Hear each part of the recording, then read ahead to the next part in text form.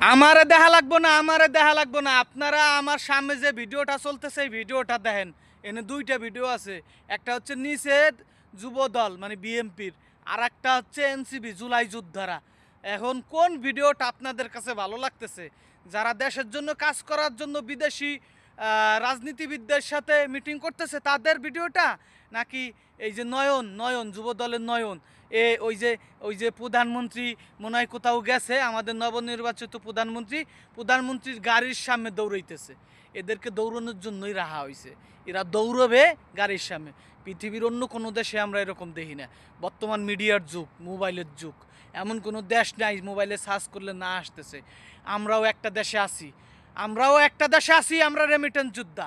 আমরাও দেখি অন্য অন্য দেশের প্রধানমন্ত্রী যে সময় যায়, দুই সাইড দিয়ে মানুষ তার দলের লোকজন দাঁড়াইয়া, দুই সাইড দিয়ে সাধারণ মানুষ দলের লোকজন সবাই রাস্তার দুই পাশে দাঁড়ায়, দেশের পতাকা নিয়ে ফুল নিয়ে তাকে শুভেচ্ছা জানায়।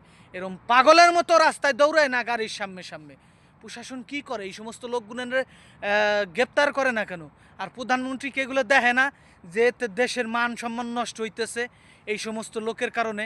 আরে যুব দল করুক, ছাত্র দল করুক, যেই দল মনে হয় সেই দল করুক, এরকম গাড়ির সামনে দৌড়াবে কে? গাড়ির সামনে দৌড়াবে কে? এটারে কয় কোন ধরনের নীতি? এ তো ছাত্রলীগ ছাড়াই যাইতেছে।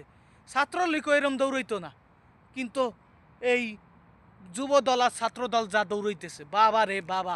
যেরম দৌড়ায় যুব দল তেরম দৌড়ায় ছাত্র দল।